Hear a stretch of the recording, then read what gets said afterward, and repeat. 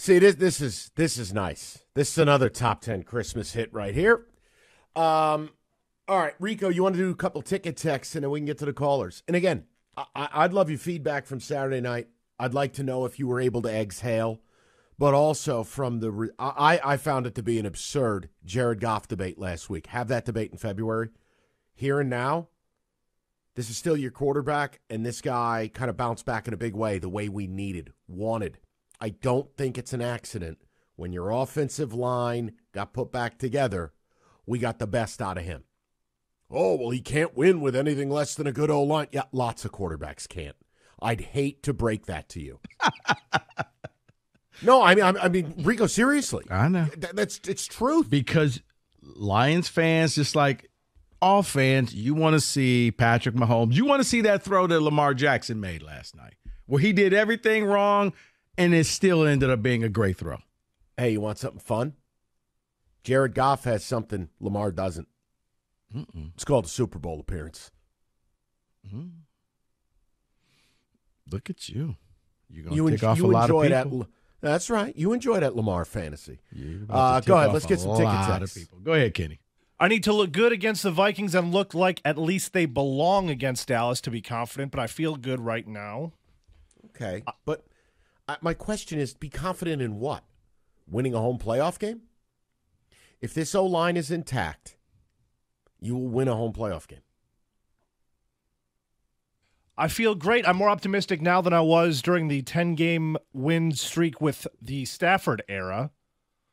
Okay. Lions fans have never felt like this before. This is a new level of optimism that's new to us. We don't know what to do. Kenny, you know what's funny? That's the truest text we might get all week. Yep. I don't think Lions fans know what the hell to do. That's why they react the way they react.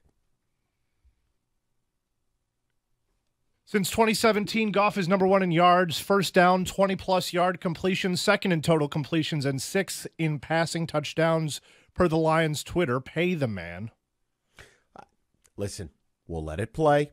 Let the rest of the season play. I'm just saying, please, as the kids say, miss me with the Hendon Hooker calls. Okay? Can we just have a Merry Christmas? No, we're going to get a couple of those. All right, let's go to the people. Go to Carlo. Kick it off. 97.1. Hey, how's it going, guys? What's going on, Carlo? Carlo, what's going on, buddy? I'm doing all right. I like Goff, but I do got a beef with him, and it's not the same thing as everybody else. I think we can win without a mobile quarterback. Cam Newton called him a game manager. I don't have any problem with that. My beef with Jared Goff, I think he's been partying too much on Saturday nights. At 4 o'clock and at prime time, we're incredible. I think we're undefeated, aren't we? You're going to have to fact-check me on that.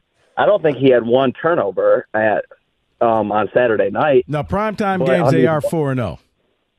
The late-night games, not including Thanksgiving. But Thanksgiving was a 12:30 game. It was even earlier than usual. No. I said, the night games. Yes. They're 4-0 in the night games. Yeah, and then at 1 o'clock, I think Jared Goff showing up to the games hungover.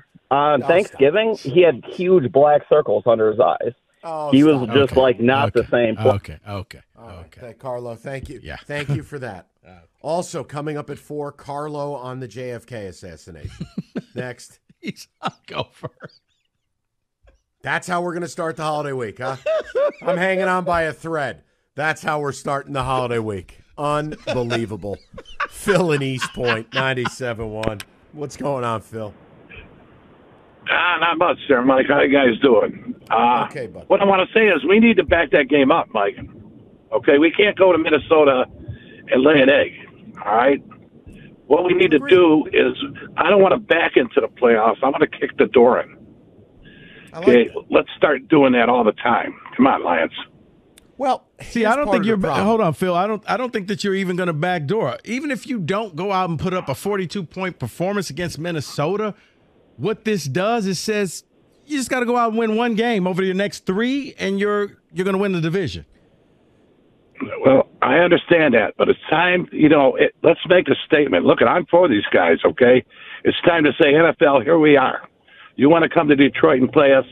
Strap up, because that was a great game. Let's do it again. Let me say this, Phil. I don't disagree with you on principle. I don't.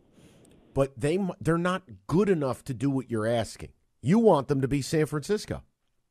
I mean, look, no slander. It's the holiday season. I'm not going to put Rico through that this week. It's just they go out and dump truck teams on a weekly basis. Las Vegas puts out lines, 10 points, 12 points, 14 points. It doesn't matter. They bomb teams. You're not that. You're not good enough. You're good. They're great. You can want greatness, but I think when you want to put this bar out there and then hang your team from it, it's like greatness might be on the other side, but they got to add some pieces. Now, one of those pieces is coming back, C.J. Gardner-Johnson. I think that's going to play a huge role. James Houston coming back would play a huge role. Aleem McNeil. Maybe it's on the other side. But how about just go and beat Minnesota? Yeah. I don't care if it's ugly. Beat them. Yeah. Because this whole, you got to go out there and you can't lay an egg. Well, all you got to do is win one game. And newsflash, your next two games are not going to be here. So if you're trying to make the statement, it's going to be difficult playing in Detroit, that's the final game. But if you lock up the 3 seed early, you could be talking about that final game where you don't even have to play players because you're stuck wherever you are. You're already slotted. Yeah. That's what good teams get. That's what happens to good teams. This does go to the fact I don't think some fans understand that it doesn't matter what you do in the next 3 weeks. Now you're going to be judged by what you do in that 4th week or that 5th week. That's the next step. That's the next test that you have. You're passing this one. Look at San Francisco at a rough patch. Dallas has been up and down, right? Now, Dallas just got destroyed in Buffalo. Do I think they're a bad team? No. That was a game I think they were supposed to lose. Mike, that was an NFL rivalry game. They put everything into beating the Eagles. They had nothing for the Bills. That was an easy pick right there. That's exactly right. No, I'm with you. I'm just trying to explain to people, like, look, obviously, I will be concerned if they go out and lose to Minnesota. But you're going to go on the road and face a desperate football team that let one get away. No doubt about it. They had no business losing that game to Cincinnati. They had game control. Rico, I saw something I'd never seen before. They failed on back-to-back tush pushes. Nick Mullins also, 2 red zone turnovers. That was an intergalactic SOL loss by the Vikings.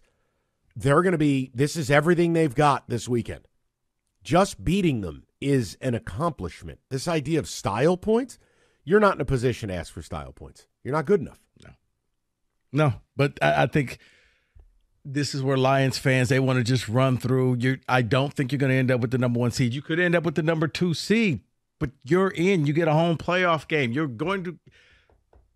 can pretty much guarantee it, Mike, without guaranteeing it. Tonight, you're in the playoffs. If Jalen Hurts, who went on a separate plane, goes out there, Geno Smith may not be playing.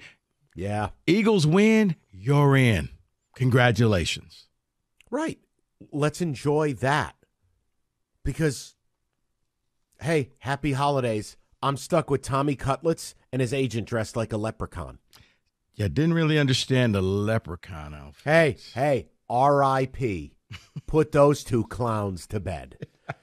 Your calls, football today, power stat at 4 o'clock, a slander-free zone for Rico in the lead up to the holiday, 97.1.